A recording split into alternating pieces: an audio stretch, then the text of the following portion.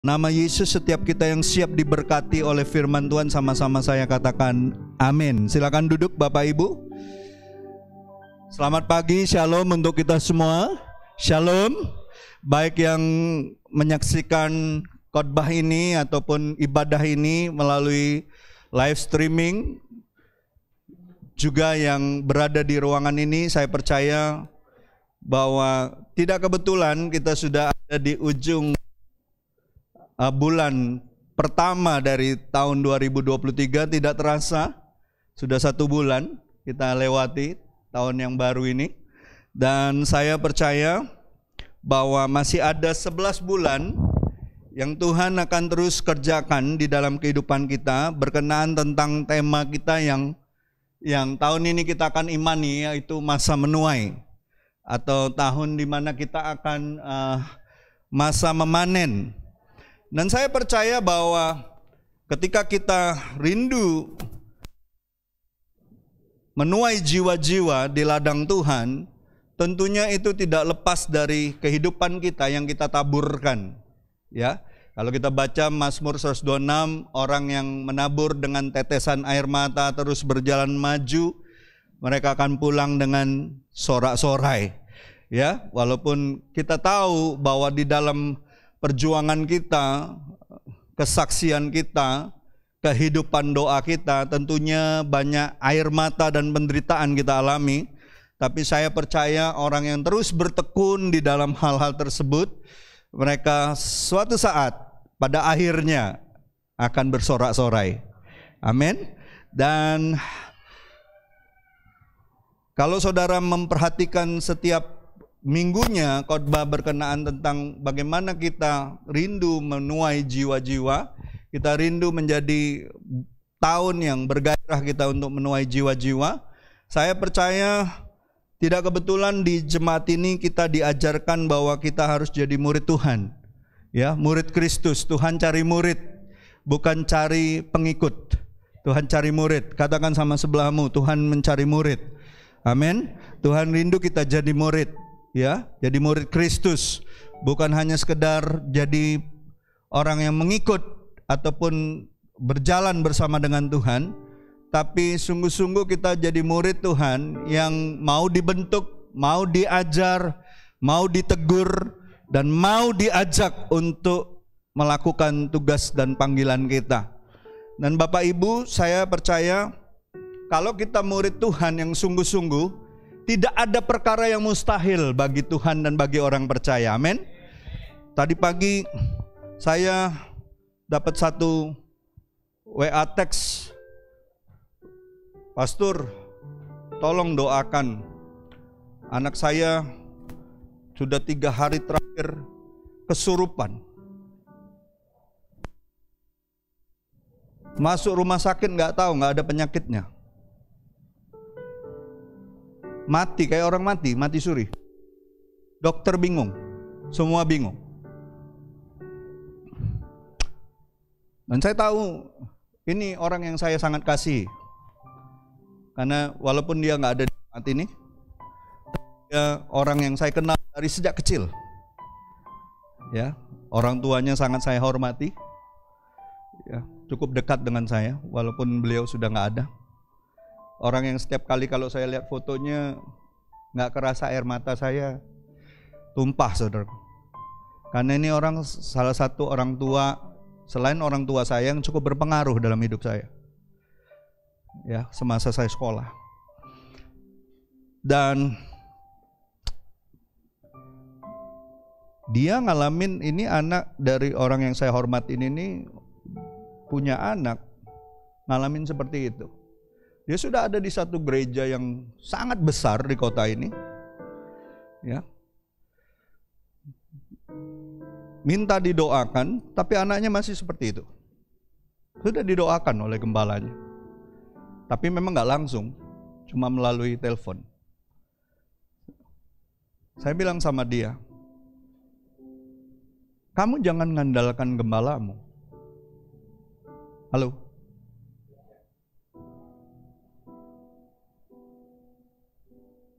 Kamu itu bapak, saya bilang. Kamu punya kuasa. Kalau kamu sungguh-sungguh murid Tuhan, dan sudah percaya Yesus Kristus menebus kamu dengan darah anak domba, darah Yesus, kamu harus punya kepastian yang kokoh bahwa kuasa Tuhan ada dalam hidupmu.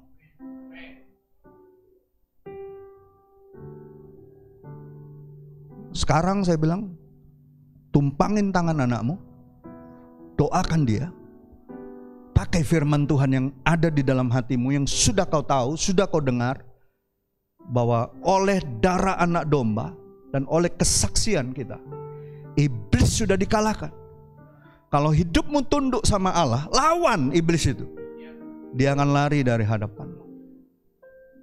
Terus dia doakan. Gak berapa lama saya tanya, gimana anakmu? Tenang sekarang bang. Tapi boleh gak? Saya mau ketemu. Saya mau bawa anak ini. Saya mau minta langsung abang juga doain dia. Bayangin saudaraku, seorang laki-laki, seorang bapak, tapi ketika anaknya ngalamin hal-hal seperti itu, dia gak tahu mau buat apa.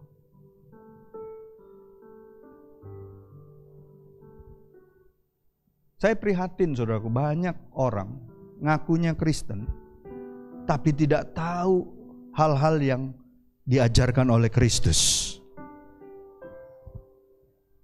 Ngusir setan aja gak tahu. Itu prihatin bagi saya. Karena apa? Karena Yesus pernah ngomong gini, inilah tanda-tanda orang percaya. Yang pertama kali disebut oleh Tuhan, tanda-tanda orang percaya. Saudara baca Injil Markus. Mereka akan mengusir setan-setan. Pastor ngomong setannya jangan lihat saya dong. Ini serius. Bilang sama sebelahmu, kalau kau murid Tuhan, kau percaya, tanda pertama yang akan kau lakukan, kau akan ngusir setan. Bilang, tunjuk muka dia, kau akan ngusir setan, bukan dia setannya, kau akan ngusir setan. Amin. Nggak ada ceritanya. Alangkah menyedihkannya, kita sebagai kepala rumah tangga, sebagai seorang ayah, sebagai seorang bapak, ketika anak kita diserang oleh si jahat, kita nggak bisa buat apa-apa.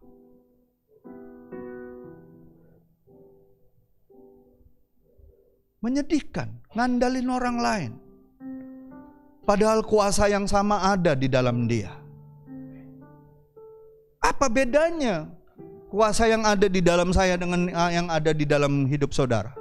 Apa bedanya? Apa saya lebih kudus hidupnya? Apa saya lebih hebat? Tidak, saudara. Kuncinya kita yakin gak, percaya gak, kita punya iman itu sanggup melakukan perkara-perkara besar. Tuhan gak butuh iman yang besar, Tuhan butuh iman sebesar biji sesawi saja. Perkaranya orang-orang banyak tidak mengerti, tidak diajar, tidak dimuridkan, tidak tahu caranya bagaimana.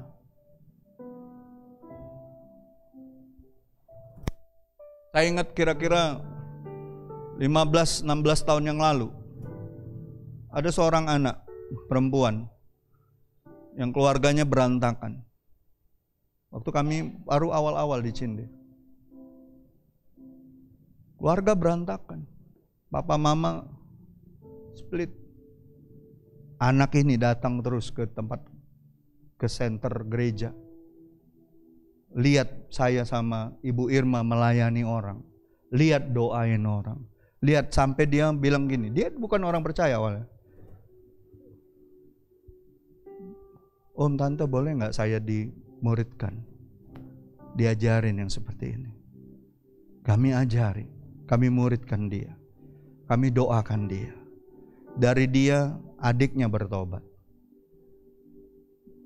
Ya, mamanya sekali-sekali datang ke gereja. Dan saudara tahu, walaupun dia keluarga yang broken, anak ini terus percaya sama Tuhan. Kemanapun Ibu Irma pergi melayani siapa dia mau ikut. Dia lihat Ibu Irma kalau doain orang pelepasan seperti apa, doain orang sakit seperti apa. Sampai suatu saat, saudara, Tuhan itu tahu waktunya kapan dia akan memakai anak-anaknya. Amin. Anak ini masih SMP. Waktu dia upacara sekolah, tiba-tiba temannya kerasukan. Nyamber, tahu tak? Kesurupan itu nyamber, saudara. Nuler. Kena yang lain. Dan yang lucu, ini sekolah, maaf ngomong, sekolah Kristen. Guru-gurunya bilang cari orang pinter.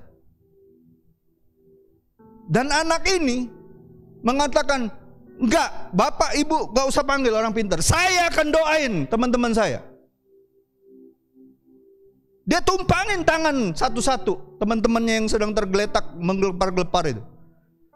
Dan satu persatu disadarkan Tuhan. Dan satu sekolah heboh. Sampai gurunya bilang, kau belajar, hebatnya kau belajar dari mana ini? Wah, hebat apaan? Ini kan kuasa Tuhan. Saya diajarin di gereja, kalau ada yang kesurupan, usir dalam nama Yesus. Nggak ada istilahnya orang-orang pinter. Roh Tuhan yang ada di dalam kita lebih besar daripada roh dunia ini. Satu sekolah heboh, teman-temannya heboh. Dan hari ini anak perempuan ini jadi ibu gembala, menikah dengan seorang pendeta di Kelapa Gading. Tuhan tahu waktunya memakai anak-anaknya. Asal dia mau dibentuk, mau diajar, taat, pergi kemanapun diutus, mau. Tuhan akan pakai kok. Tuhan tuh lebih rindu dari kita untuk memakai kita. Amin. Jadi gak ada istilahnya roh jahat itu bisa berkuasa atas kita. Asalkan kita percaya Roh Kristus yang ada di dalam kita lebih besar daripada roh dunia ini. Amin. Saya prihatin, terus terang aja. Dan saya berharap tidak seorang pun di jemaat ini, kalau sampai ada ngelihat orang nyari-nyari saya, ada orang yang kesurupan nyari-nyari saya, pastor tolong pastor ada yang kesurupan. Saudara punya kuasa. Roh Tuhan ada dalammu. Dia mengurapi engkau. Tanda yang pertama, kau akan mengusir setan. Jangan sampai engkau yang diusir setan. Memalukan itu. Halo. Setan jangan dikawan-kawani, dikasih makan, dikasih sesajen, jangan. Usir dia. Dia nggak berhak tinggal di tempat kita tinggal. Tempat dia adalah gua-gua yang gelap. Amin. Saudara dan saya adalah anak-anak terang. Terus terang nanti kalau ketemu saya akan bilang sama dia, tinggal kau pilih, kau mau sungguh-sungguh jadi murid Tuhan atau hanya sekadar jadi orang Kristen. Menyedihkan saudaraku hari-hari ini. Ada kemarahan yang luar biasa di hati saya. Masih ada. Di tahun 2023 orang Kristen yang sudah berpuluh tahun ngikut Tuhan, ngikut gereja Tuhan yang besar, yang katanya diurapi, yang tapi ngusir setan aja nggak ngerti.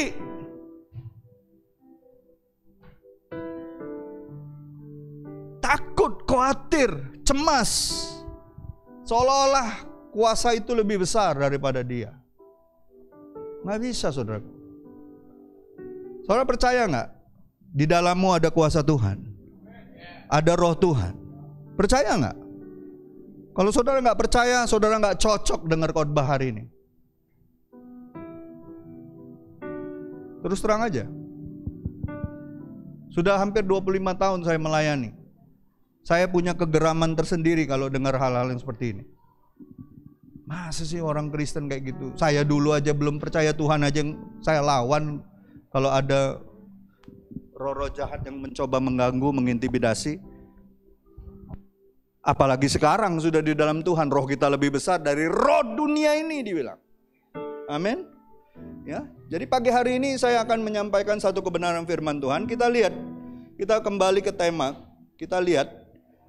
Hari ini saya beri judul murid yang bersaksi. Saudara mau jadi murid yang bersaksi? Amin. Tadi kita nyanyi kan berkali-kali kan, oleh darah anak domba, oleh kesaksian kita. Amin. Kita harus bersaksi. Ya. Kita lihat apa yang terjadi di Kisah Para Rasul pertama itu.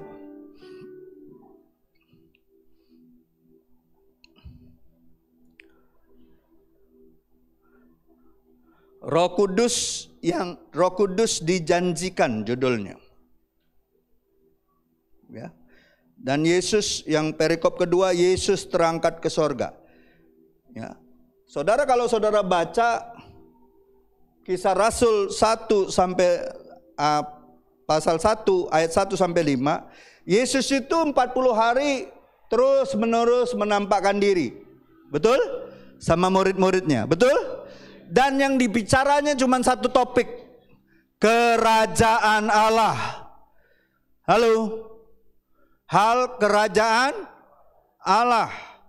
Lalu dia bilang, nanti Roh Kudus akan turun yang dijanjikan oleh Bapa itu. Halo, supaya apa? Supaya murid-murid, saya percaya supaya murid-murid punya keberanian untuk memberitakan Injil kerajaan Allah. Bukan hanya Injil keselamatan, Injil kerajaan Allah. Ingat, kerajaan Allah berbicara tentang kebenaran, damai sejahtera, dan sukacita karena Roh Kudus. Ya, Roma 14 ayat 17 itu. Dan apa yang dilanjutkan oleh Yesus sebelum dia terangkat? Perhatikan, ini perkataan terakhir sebelum dia berangkat ke sorga, terangkat ke sorga. Ya, dikatakan maka bertanyalah mereka yang berkumpul di situ, Tuhan, maukah engkau pada masa ini memulihkan kerajaan bagi Israel? Jawabnya, engkau tidak perlu mengetahui masa dan waktu yang ditetapkan Bapa sendiri menurut kuasanya.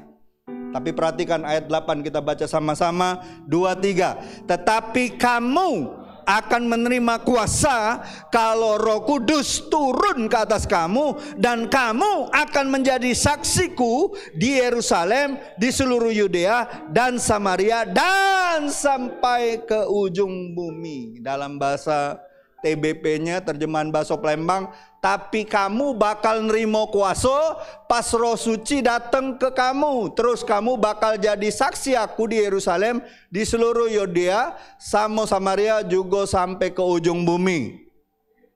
Amin. Dan semua ada kata apa di situ waktu kita bersaksi? Ada kata gini, dan. Itu berarti apa? Kesaksian kita itu akan diteruskan di dalam waktu yang bersamaan. Waktu kita percaya, mungkin kesaksian kita baru di Yerusalem kita. Yerusalem itu berbicara keluarga kita. Ya. Baru setelah itu ke Yudea. Yudea itu berbicara kota kita. Orang-orang di kota kita. Lalu dibilang dan Samaria, berarti ke kota lain. Kalau sudah sampai kota lain, kita harus percaya Tuhan bawa kita sampai ke bangsa-bangsa. Amin. Amanat agung kan katakan, jadikan semua bangsa muridku. Berarti sampai ke bangsa-bangsa. Sekarang pertanyaannya, siapa yang sudah punya paspor? Angkat tangan. Tinggi-tinggi. Tinggi-tinggi. Kok malu-malu sih punya paspor, kok malu? Tinggi-tinggi. Coba berapa orang? 1, 2, 3, 4, 5. Bayangin dari sekian banyak orang, cuman masih di bawah 10 orang. Paspor bukan untuk jalan-jalan baik. Suatu saat Tuhan akan pakai engkau pergi ke bangsa-bangsa untuk menjadi saksi Tuhan.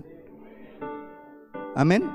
Saya itu dididik sama Pastor Marganti dari kami dulu masih mahasiswa. Dia bilang, buat paspor. Kamu gak akan pernah tahu nanti kamu diajak kemana ke luar negeri. Diajak misi, diajak pemberitaan Injil. Kita gak pernah tahu. Tuhan bisa memberkati kita dari mana saja.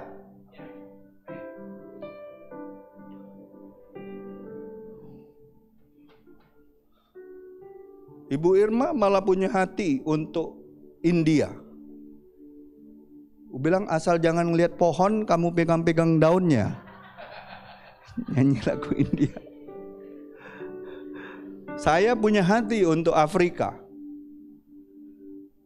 Tapi saya bilang sama Ibu Irma, biarlah kehendak Tuhan yang jadi. Kita nggak pernah tahu. Tapi yang penting tools kita sudah siap. Ketika Tuhan suruh keluar, kita siap. Amin. Yang kedua, belajar bahasa Inggris paling tidak. Siapa yang di sini bahasa Inggrisnya lumayan? Bukan lumanyun, lumayan. Angkat tangan. Yang bahasa Inggrisnya ngerti. Kalau orang ngomong paling tidak 50% lah ngerti. Tidak mungkin saudara ngomong sama orang di luar negeri sana pakai bahasa Sekayu, tidak mungkin. Yang ada berantem saudaraku.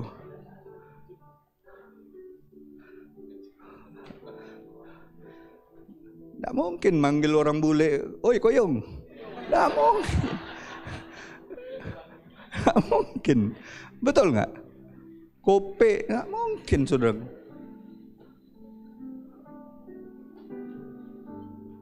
Belajar paling nggak bahasa Inggris. Yang bisa bahasa Mandarin, puji Tuhan. Karena hampir separuh di dunia ini orang pakai bahasa Mandarin. Halo? Ada amin? Jadi Bapak Ibu harus mengerti. Ya. Saya mau kasih tahu, melatih orang untuk bersaksi adalah satu aspek yang paling memuaskan dalam pelayanan pemuritan. Orang di gereja dimuridkan untuk jadi murid Kristus, tujuannya supaya dia menjadi saksi Kristus. Bukan jadi follow you, tapi follow Christ to be a witness. Dan jadiin alatmu, jadikan alat Tuhan. Amin. Karena mereka punya Tuhan. Roh Tuhan ada di dalam mereka. Ajarlah mereka segala sesuatu yang telah diperintahkan Tuhan. Salah satu perintah Tuhan apa? Pergi jadikan semua bangsa murid. Ya. Dan saya kasih tahu itu aspek yang paling memuaskan. Saya nggak percaya orang menginjilan terus dia nggak memuridkan orang itu. Orangnya bertobat terus dia tinggalin. Nggak bisa.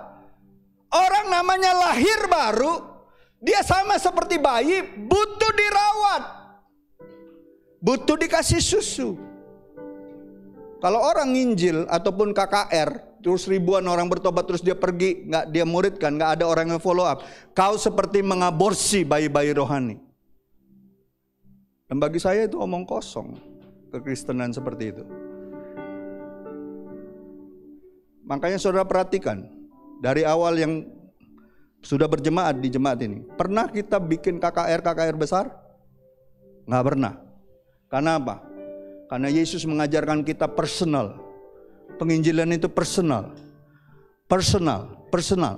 Saya nggak anti dengan namanya KKR.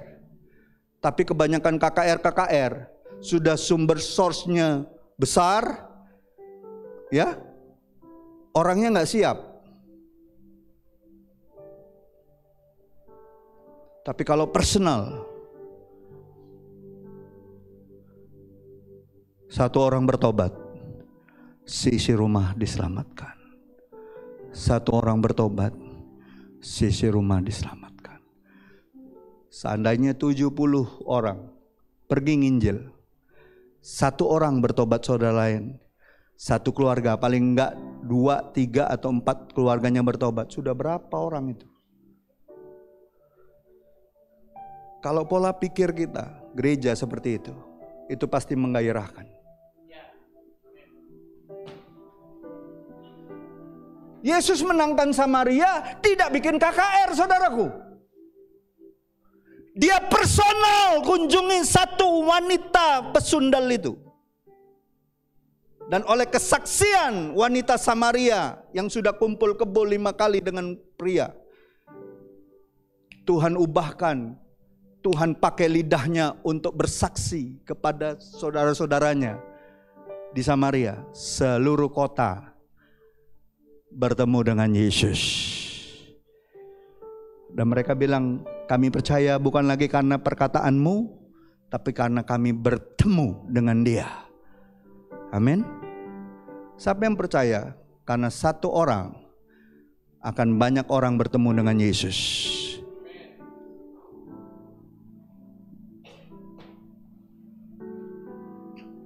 Saya ingat tahun 85 itu ada kasih melanda Indonesia. Saya waktu itu masih SMP.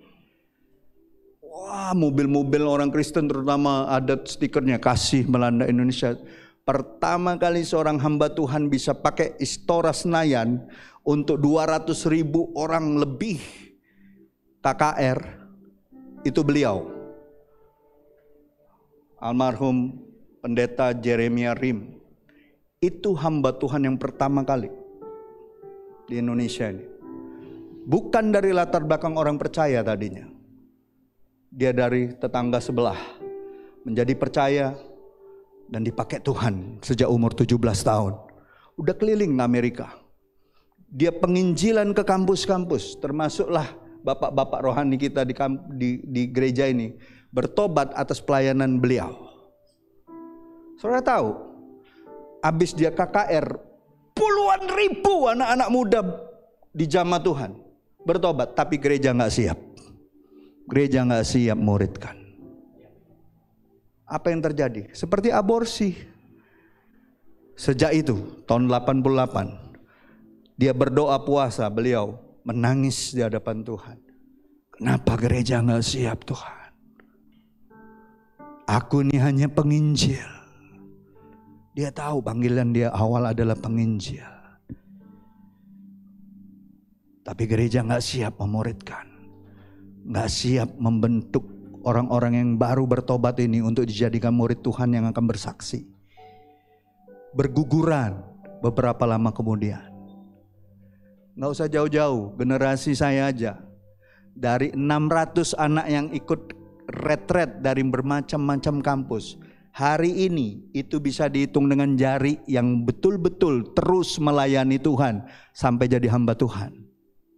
Dari 600 orang.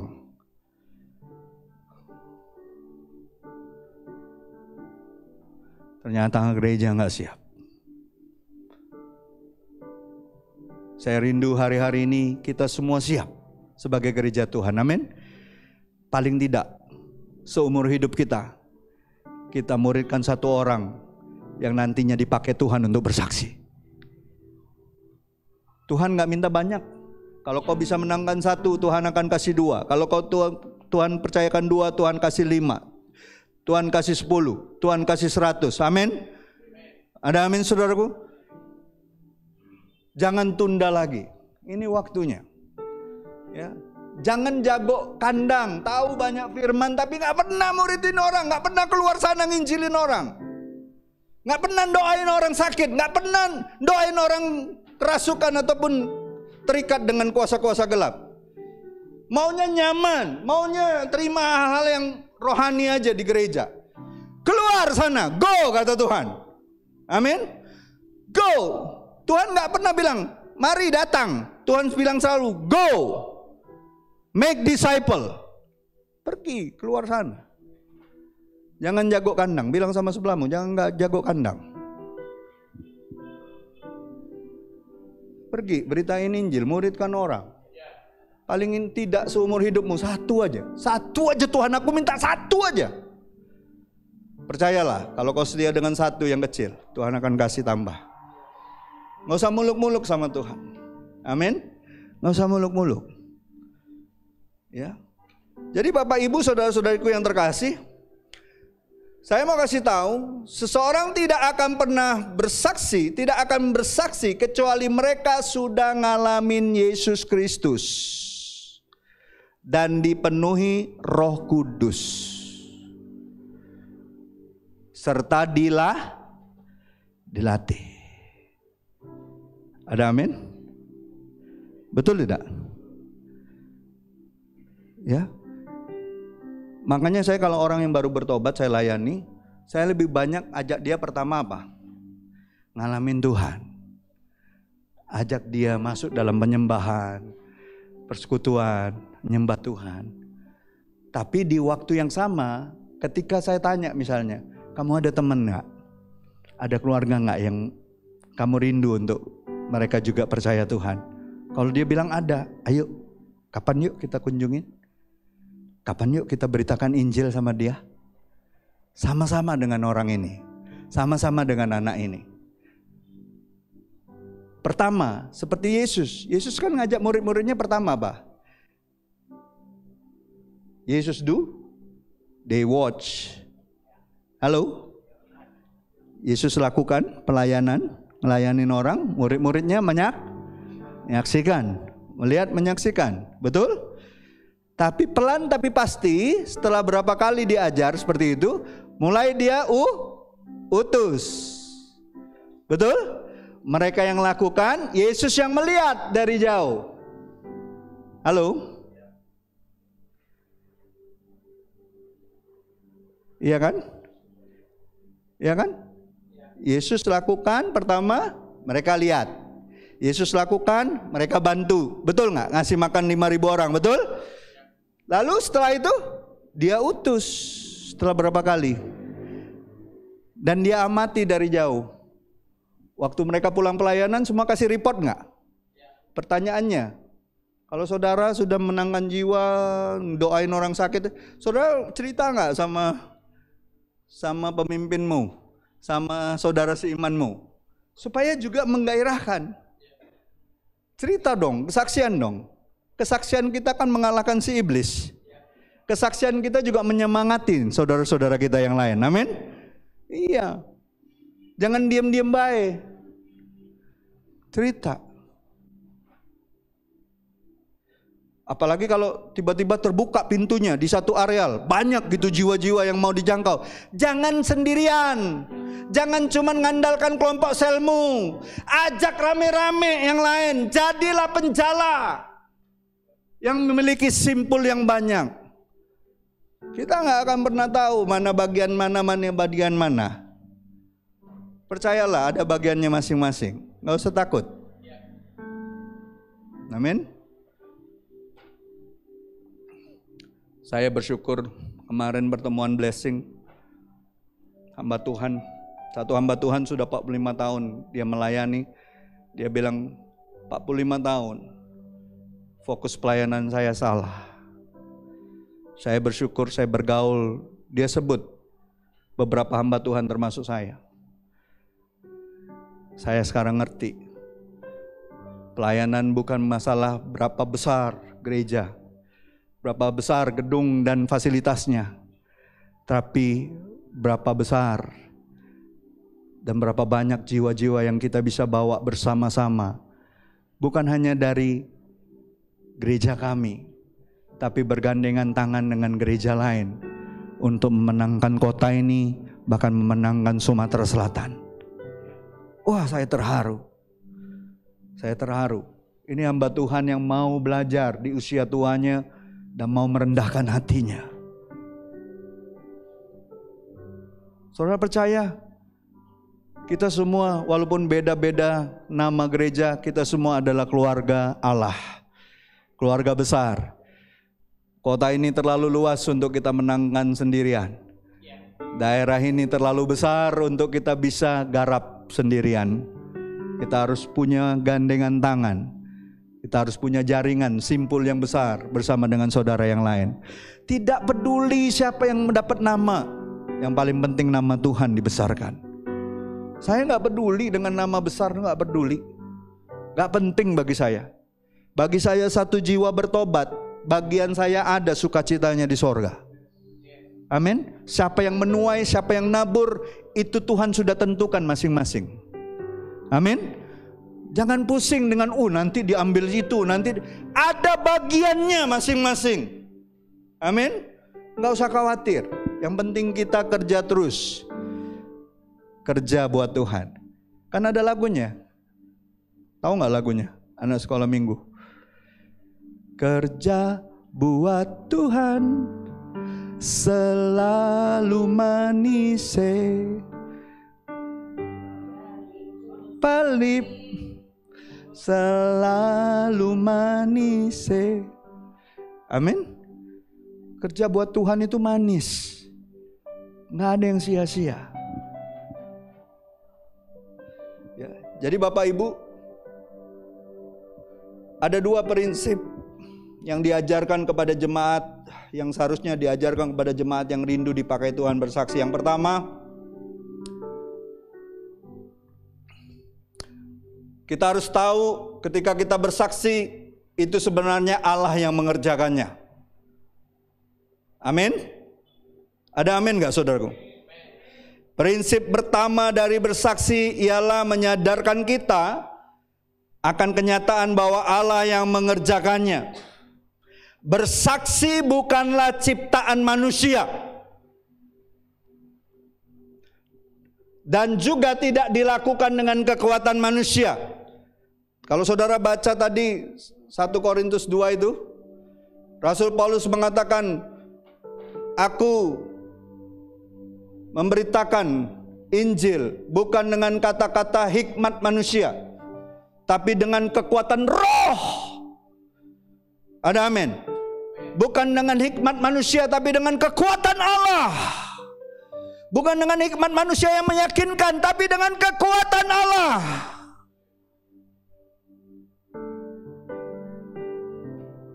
Ya. Coba kita lihat, betul nggak di hari Pentakosta itu, ketika Petrus khotbah, berapa orang bertobat? 3.000 orang bertobat dan dibaptis, betul? Betul? Mungkin kalau saat ini ketika khotbah 3.000 orang bertobat, orang akan bilang, "Wih, hamba Tuhan yang diurapi. Hebat sekali. Hebat tuh hamba Tuhan. Pasti doa puasanya Senin Kemis."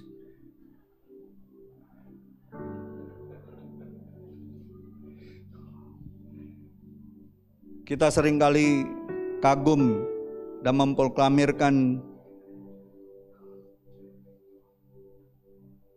tentang Yesus Kristus dengan berani sekali, tapi kita mudah sekali menyatakan orang itu hebat. Tetapi saya mau kasih tahu, melalui firman ini penting. Coba lihat ayat 47-nya. Kita baca sama-sama. Sambil memuji Allah, dan mereka disukai semua orang, dan tiap-tiap hari siapa? Tiap-tiap hari siapa? Tuhan menambahkan jumlah mereka. Bukan Petrus. Halo? Tuhan menambahkan mereka dengan orang-orang yang diselamatkan. Jadi semua itu pekerjaan Tuhan. Kalau kita sadar dengan pernyataan firman ini, setiap kali kita memenangkan jiwa, kita bersaksi dan memenangkan jiwa, tidak ada terbersit di dalam hati kita, itu pekerjaan kita. Kita nggak mungkin membanggakannya. Kita tahu itu semua karena anugerah Tuhan. Tuhan yang mengerjakannya. Saya mau kasih tahu sama jemaat, segala sesuatu, jika ada sesuatu, terlebih lagi perkara rohani yang terjadi di dunia ini, itu sebab Allah yang mengerjakannya. Amin. Hal itu nyata dalam seluruh firman Tuhan, baik di perjanjian lama maupun di perjanjian baru. Saudara masih ingat nggak cerita Daud punya seorang panglima hebat? Ya. Itu di 2 Samuel 23 ayat 8-10. Ya, namanya Eleazar. Eleazar itu waktu dia pegang pedangnya, dibilang pedangnya dengan tangannya itu seperti lengket, nggak bisa lepas. Dan dia berperang dengan gagah perkasa, tidak ada satu musuh pun yang bertahan melawan dia. Dan saudara baca ayat 10-nya dikatakan, tetapi ia bangkit dan membunuh demikian banyak orang Filistin sampai tangannya lesu dan tinggal melekat pada pedangnya. Tuhan memberikan pada hari itu kemenangan yang besar. Halo? Jadi dari perjanjian lama sampai ke perjanjian baru, hal-hal yang luar biasa, peperangan, hal-hal rohani, hal-hal yang berkenaan tentang keselamatan jiwa-jiwa. Israel diselamatkan dari tanah Mesir. Semua karena pekerjaan Tuhan. Musa cuman alat. Daud cuman alat. Kita cuman alat Tuhan. Itu semua pekerjaan Tuhan. Hidupku menggenapi firman-Mu, tanda mujizat sertai setiap langkahku. Apa? Kau bersamaku, di dalamku, jadi bukti kebesaran. Jadi kalau kita tahu dengan pujian itu aja, kita tahu hal-hal yang rohani, hal-hal yang besar, hal-hal yang bisa kita kerjakan untuk kebaikan orang lain, itu semua karena kebesaran Tuhan. Amin. Nggak akan terbersit dalam hati kita untuk menyombongkan diri. Semua itu pudar waktu kita ngalamin itu dan kita renungkan kebaikan Tuhan. Tadi waktu Pak Bagus pertama kali nyembah Tuhan, itu air mata saya nggak tahan, saudaraku. Hadirat Tuhan itu nggak pernah bisa bikin kita tahan untuk tidak mengagumi kebaikan Tuhan. Siapapun yang di depan sini memuji Tuhan, waktu kita sungguh-sungguh datang dengan hati yang bersyukur sama Tuhan, akan kebaikan nggak pernah tahan, saudara. Apalagi kalau ada hal-hal yang berat yang kita alamin berhari-hari ini, Tuhan akan jamah kita. Amin. Jadi Bapak Ibu, saudara-saudariku yang terkasih, ingat ya, Tuhan yang memberikan hari itu kemenangan, bukan Eleazar, bukan Daud, Tuhan. Ya, jadi kalau kita bisa menghasilkan buah, mengabdikan diri kita seumur hidup kita bersaksi bagi Yesus, prinsipnya adalah karena Tuhan yang mengerjakannya, bukan karena kita. Amin, itu yang pertama. Yang kedua, kita harus tahu Allah menggunakan orang untuk bersaksi.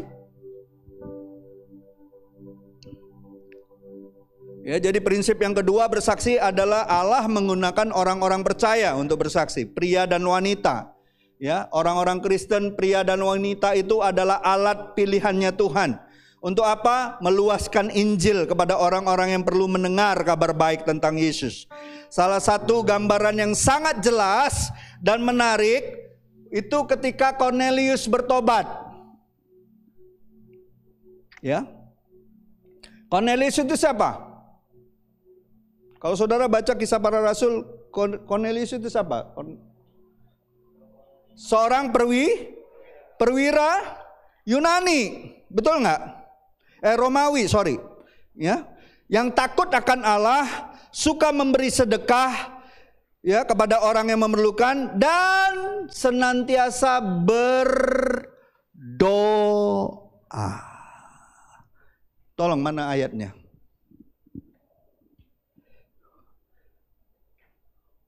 Lanjut.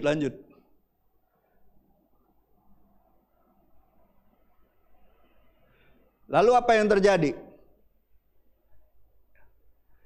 Kan dia dibilang apa? Tadi Cornelius itu orang yang seperti apa? Takut akan Allah, suka beri sedekah, betul? Dan senantiasa berdoa. Suatu saat, ya kalau saudara baca ayat sebelumnya, sore-sore malaikat nemuin dia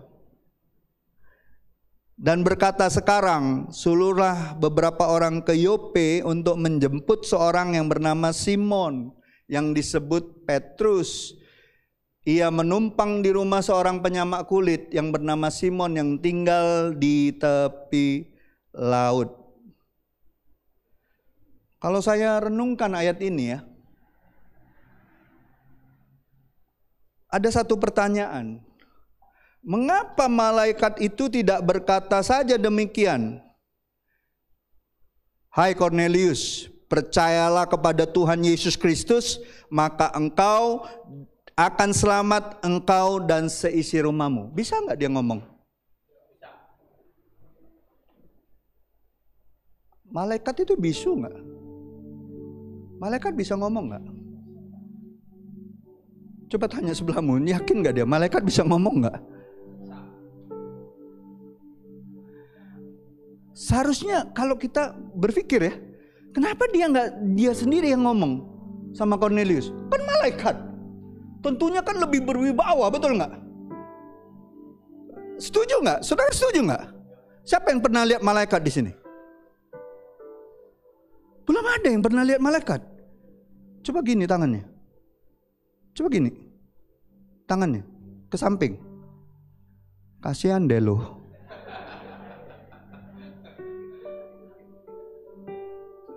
Serius saudara nggak pernah lihat malaikat? Saudara tanya sama anak saya. Mereka sudah pernah lihat malaikat nggak? Saudara percaya nggak malaikat itu berkeliling berkemah di sekeliling kita? Loh, gimana ini jadi orang Kristen? Saudara percaya nggak malaikat itu berkeliling berkemah di sekelilingmu? Percaya? Bisa dilihat nggak sebenarnya malaikat? Bisa. Dalam kehendak Tuhan bisa. Oh banyak di Alkitab kok ditulis. Betul tidak? Nah pertanyaannya, kan ini malaikat sudah nampakkan diri sama Cornelius. Kenapa dah dia dewe yang ngomong? Betul nggak pertanyaan saya? Pemikirannya betul nggak? Saya mau tanya sama saudara, betul nggak? Lebih berwibawa kan dia kalau yang dia ngomong? Hai Cornelius, percayalah kepada Yesus Kristus, maka engkau dan seisi rumahmu akan selamat. Bisa nggak dia ngomong gitu? Dan Cornelius pasti percaya nggak? Tapi kenapa malaikatnya malah bilang, Cornelius, suruhlah wong pergi ke Yope, cari yang namanya Petrus, tinggal di rumah Simon penyamak kulit. Bawa temui dia.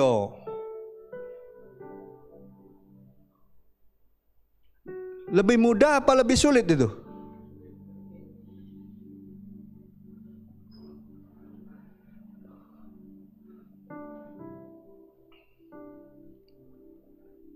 Masuk nggak? Masuk nggak cara pemikiran saya? Saudara nangkep nggak ini kira-kira? Kenapa pertanyaannya? Kembali ke poin yang kedua tadi. Tuhan mau pakai saudara dan saya. Saudara dan saya posisinya lebih tinggi daripada malaikat. Ada amin. Malaikat nggak ditebus. Berkali-kali saya bilang, berkali-kali di jemaat. Malaikat nggak ditebus, saudara dan saya ditebus.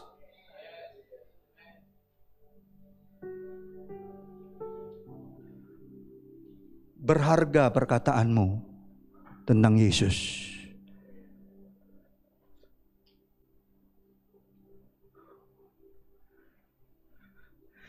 Jangan waktu nanti malaikat bilang sama, misalnya sama siapa nih, sama Pak Aming. Pak Aming, malaikat bilang, kau pergi ke Jakobaring sano, ada wong suku ini, no suku itu pula dulu yang nangani aku. Misalnya, ya nak? Pergi sana beritakan tentang aku, tentang Yesus, supaya dia dan seluruh keluarganya diselamatkan. Woi malaikat, kalau masih pacak kau ngapona aku nian. Berempang atau malaikat itu mati. Halo? Jangan ada excuse waktu Tuhan suruh. Amin. Taat aja. Cornelius taat. Dia temuin Petrus. Apa yang terjadi? Petrus menyampaikan tentang Yesus Kristus. Dia bertobat, dia dan seisi rumahnya memberi diri dibaptis. Siapa yang percaya ketika Tuhan sudah menyatakan diri kepada seseorang melalui malaikatnya ataupun melalui tanda-tandanya, dan dia mau pakai orang itu bertemu dengan kau untuk menyampaikan firman Tuhan, percayalah, jadi itu barang. Kau gak akan pernah tahu siapa yang akan menemui engkau. Ada amin, saudaraku? Kau gak pernah tahu. Siapa yang percaya suatu saat tiba-tiba ada perwira polisi atau perwira tentara dengan pangkat yang begitu tinggi tiba-tiba menemui Bapak Anes. Dan dia tanya tentang Yesus. Dan ternyata dia mungkin sudah dapat mimpi dari Tuhan. Dia sudah ketemu sama malaikat ataupun dia melihat tanda untuk dia bertemu dengan Pak Anes. Bisa nggak? Bisa. Padahal Pak Anes sudah sering nyanyi lagu.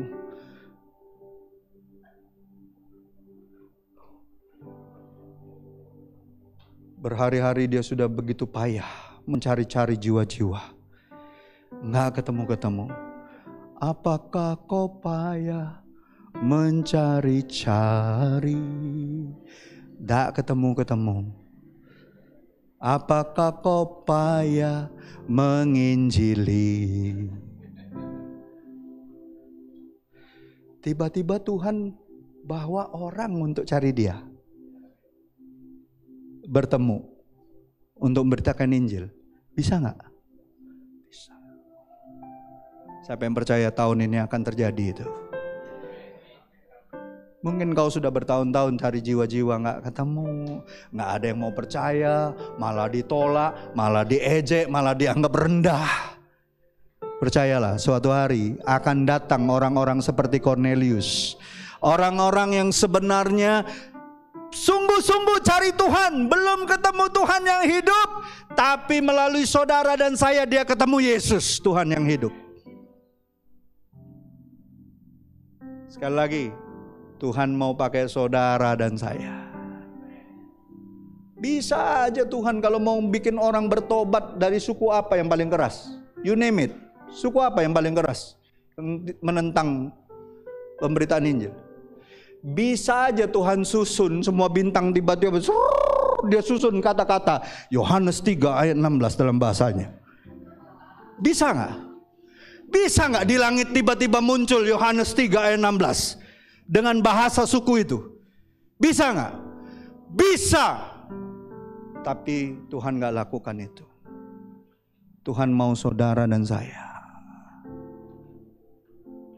Bilang sama sebelahmu, Tuhan mau kau dan aku untuk bersaksi. Amin. Tahun ini kita akan menuai. Amin. Mungkin gak semua akan jadi bagian dari gereja kita, tapi percayalah semua akan menjadi bagian dari kerajaan Allah. Amin. Gak usah khawatir, ada bagiannya kita. Saya undang semua pemimpin pujian